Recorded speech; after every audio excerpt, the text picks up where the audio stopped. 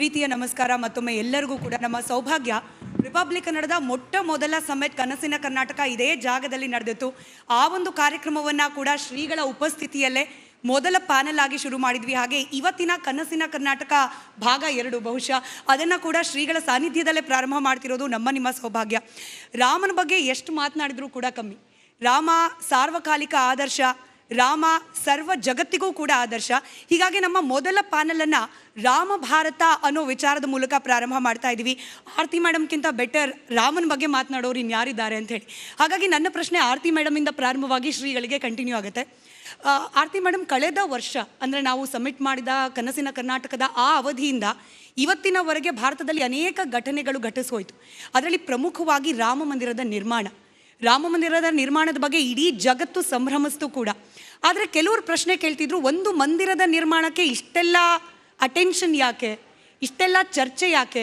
ಒಂದು ಮಂದಿರದ ನಿರ್ಮಾಣದಿಂದ ಏನಾಗತ್ತೆ ದೇಶಕ್ಕೆ, ದೇಶದ ನಿವಾಸಿಗಳಿಗೆ ಅಂತ, ಅದರಲ್ಲೂ ರಾಮನ ಮಂದಿರ. ಎಲ್ರಿಗೂ ನಮಸ್ಕಾರ.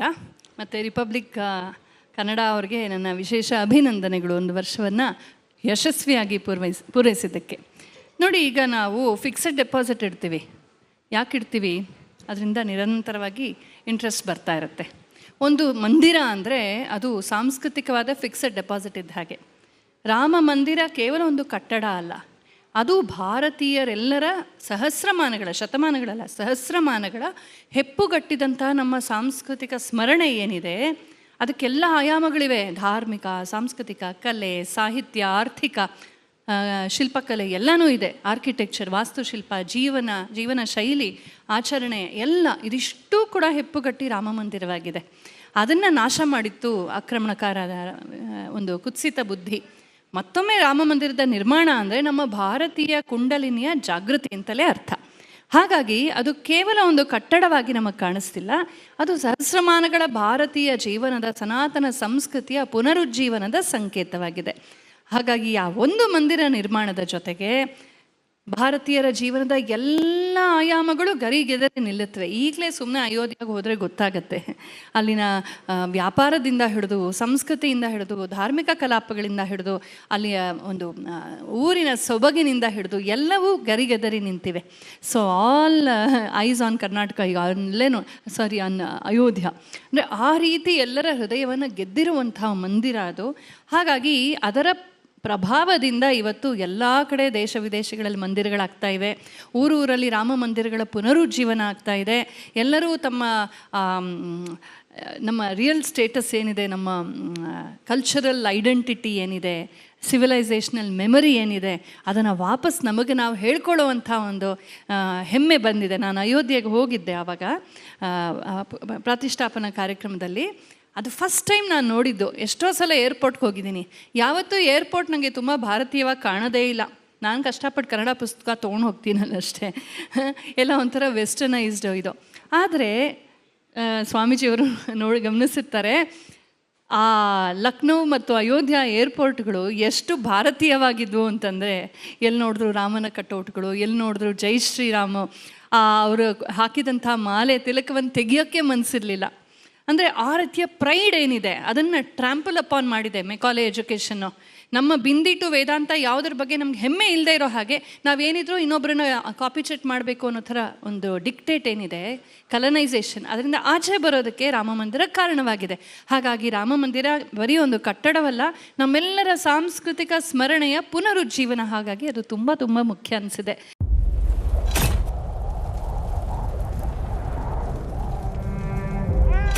They destroyed our house and our life.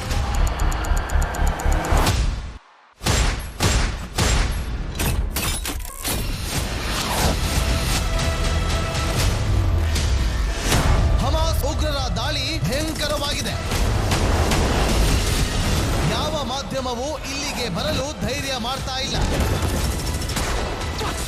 ಇಂಥ ಜಾಗಕ್ಕೆ ಎಂಟ್ರಿ ಕೊಟ್ಟಿದೆ ರಿಪಬ್ಲಿಕ್ ಕನ್ನಡ. ಯುದ್ಧ ಭೂಮಿಯಿಂದ ರಿಪಬ್ಲಿಕ್ ಕನ್ನಡ ನೈಜ ವರದಿ. ಬುಲೆಟ್ ತಾಗಿರುವಂತಹ ದೃಶ್ಯಾವಳಿಯನ್ನ ನಿಮ್ಗೆ ತೋರಿಸ್ತಾ ಇದೀನಿ. ನಾನು ನಿಂತಿರುವಂತದ್ದು ಗಾಜಾ ಪಟ್ಟಿಯಲ್ಲಿ.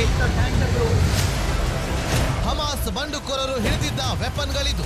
ಇದು RPG-29 ಲಾಂಚರ್. ಛಿದ್ರಗೊಂಡಿರುವ ಕಟ್ಟಡಗಳು. ಈ ಮನೆಯಲ್ಲಿದ್ದಂತಹ ಬಾಡಿಗಳನ್ನ ಸುಟ್ಟು ಕರಕಲಾಗಿದೆ. 6,000 ಸಾವಿನ ಗಡಿ ದಾಟಿದೆ, ನರಕವನ್ನಾಗಿ ಮಾಡಿಬಿಟ್ಟಿದ್ದಾರೆ. 31 ದಿನಗಳಿಂದ ಯುದ್ಧ ಭೂಮಿಯಲ್ಲಿ ನಿಂತು ರಿಪಬ್ಲಿಕ್ ಕನ್ನಡ ವರದಿ ಮಾಡ್ತಾ ಇದೆ. That powerful people come from powerful places. 1 ವರ್ಷದ ನಿರ್ಭೀತ ಪತ್ರಿಕೋದ್ಯಮ ರಿಪಬ್ಲಿಕ್ ಕನ್ನಡ, ಇದು ನಿಮ್ಮ ಧ್ವನಿ. 1 ವರ್ಷ ಕಳೆದ ಒಂದೇ ವರ್ಷದಲ್ಲಿ ಚುನಾವಣೆಗಳು, ರಾಜಕೀಯ ತಂತ್ರ ಪ್ರತಿತಂತ್ರಗಳು, ಅಭಿಯಾನ, ಜನಪರ ಅಹೋರಾತ್ರಿ ಹೋರಾಟಗಳು, ಪಾರದರ್ಶಕ ವರದಿಗಾರಿಕೆಯ ಪಣ ತೊಟ್ಟು ಮುನ್ನಡೆದಿದ್ದೇವೆ. 1 ವರ್ಷದ ಸಂಭ್ರಮದ ಜೊತೆಗೆ ಜವಾಬ್ದಾರಿ ಕೂಡ ಹೆಚ್ಚಾಗಿದೆ.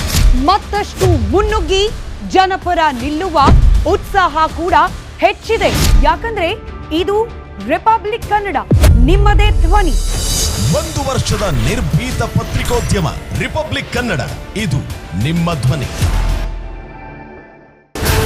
150 ಸುದ್ದಿ, 120 ಇಂಪ್ಯಾಕ್ಟ್.